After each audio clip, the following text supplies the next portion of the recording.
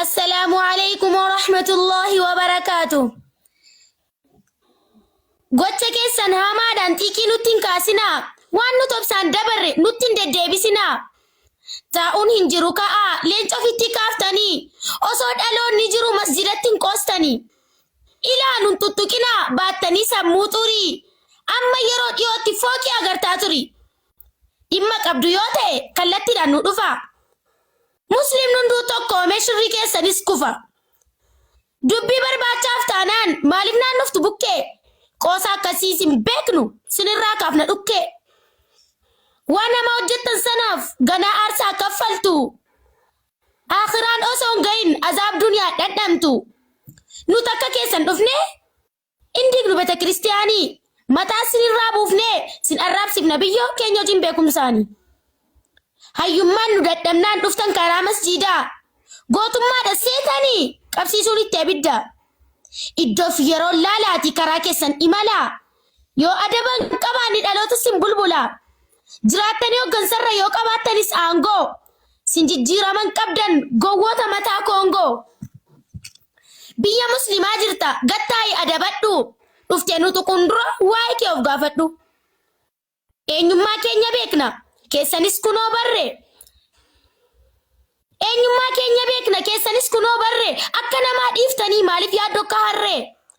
Silas namaan qixxaachuuf biyyaaf barteen murteessa. Kan isaarratti yoomuu musliim naqa qabeessa.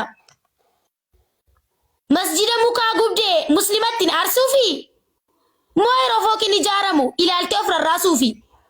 Ati akka yaada keetti gubdee balleessuuf turte. Garuu gamoo akka ijaaraniif muslimatti abdii horte.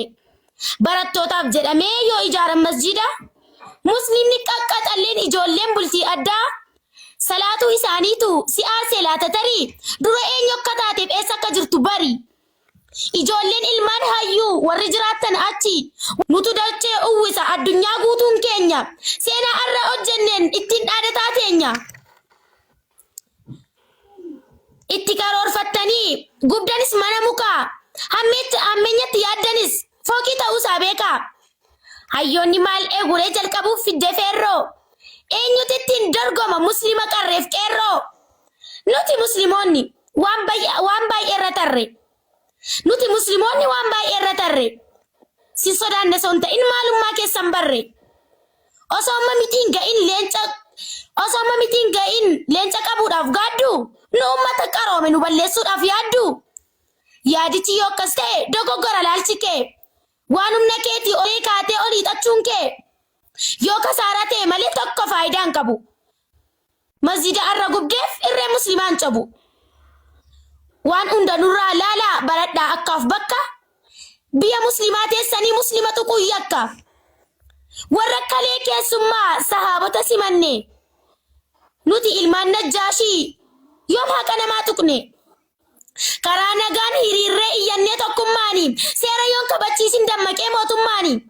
Dhiibamu muslimootaa booda siniif hin toltu. Hubadhaa hojii keessanii.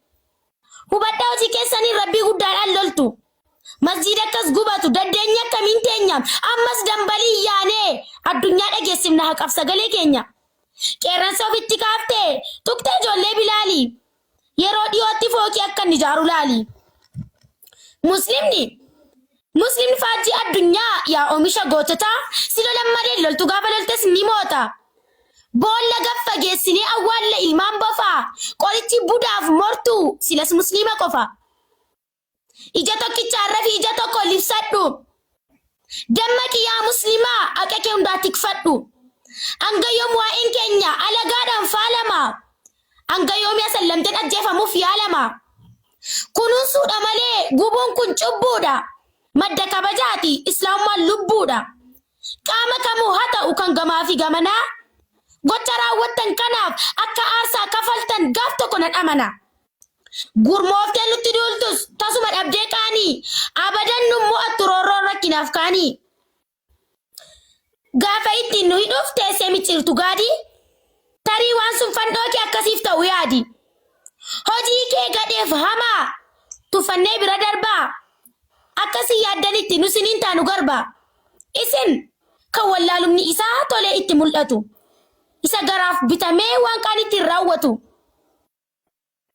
kan bunoo beddelleetti agarta taatee deegaa situ saarra diigeef waardiyyaa ta'ee eega gabbaasnee isinitti himna biran qabnu sodaannee rarraasnee isin fadhisna iddoo jirtan barbaanne ganaa dhugaan siif galee dhiifama nu gaafatta gocha kee hamaa sanaaf aarsaa guddaa kafalta na dhageessaa kana booda biyyi kun kan muslimaati akka Umar mootii taane nuti ilmaan hayyootaati baay'inni keessanis xiqqoo qubaan kan lakkaawamtu garuu ilmaan muslimaa biliyoonaan baay'attu kana booda doktoroonni hundinuu kan mana murtiis teessanii ulaagaa guddaa jira guutuun dirqam keessanii Piroofeesara yookiin ta'uufis injiinara paayileetis yoo ta'e balaliisuuf xiyyaara ulaagaa guddaa jira itti tarkaanfatama inshaallah dhiyootti hojiirra ni oolfama